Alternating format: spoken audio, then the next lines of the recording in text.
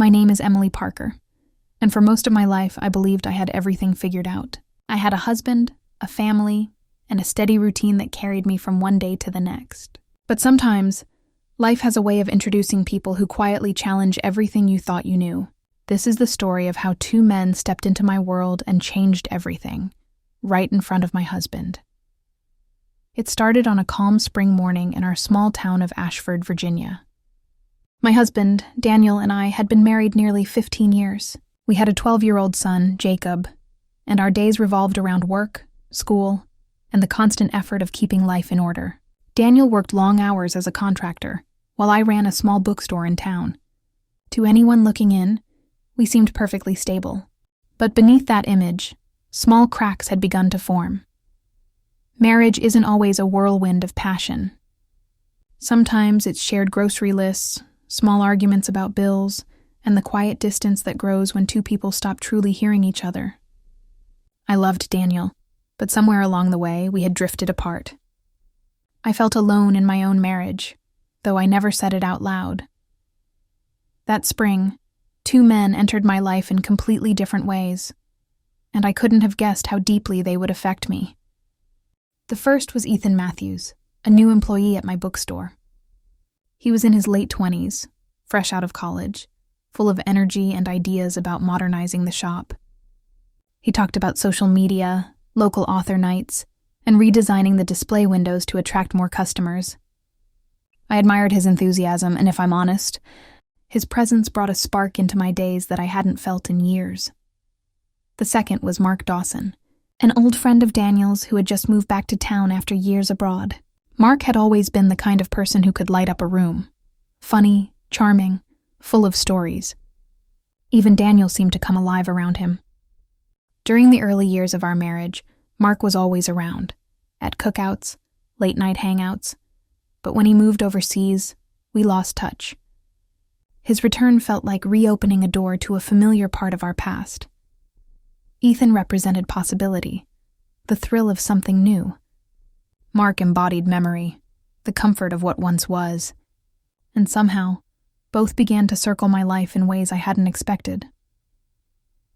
One Saturday evening, Daniel invited Mark over for dinner. I cooked a full meal, hoping to bring back some of that old warmth. When Mark arrived with a bottle of wine and his signature grin, it felt as if the house itself woke up. He hugged me tightly and said, "Emily, you haven't aged a day." I laughed, and Daniel joked, "Careful, Mark. Don't make her impossible to live with." We all laughed, and for the first time in months, Daniel's laughter filled the house. I felt a small ache, a reminder of the closeness we used to share. The following week at the bookstore, Ethan suggested hosting a small poetry night. "People crave connection," he said.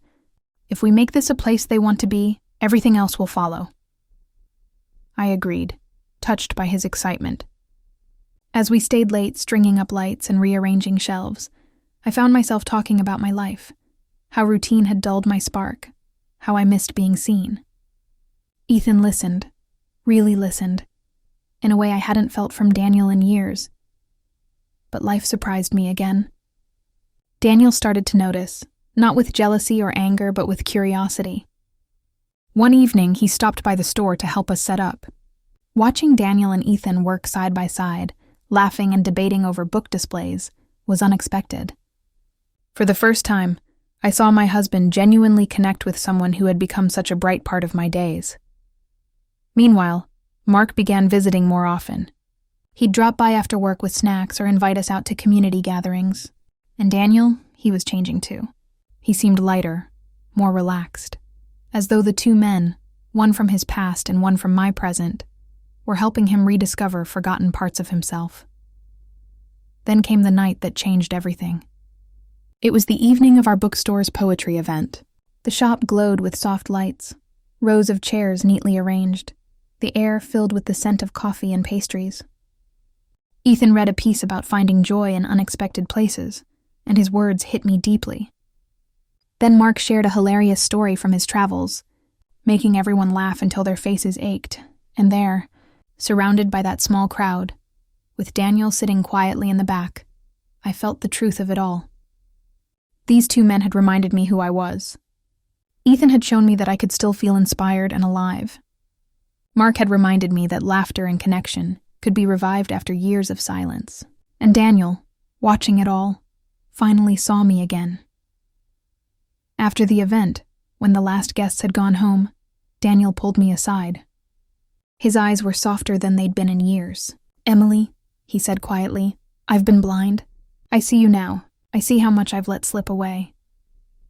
Tears threatened, but I held them back as he continued. "It took two men, Ethan and Mark, to remind me, but I don't want to lose you. Not to distance, not to routine, not to anything.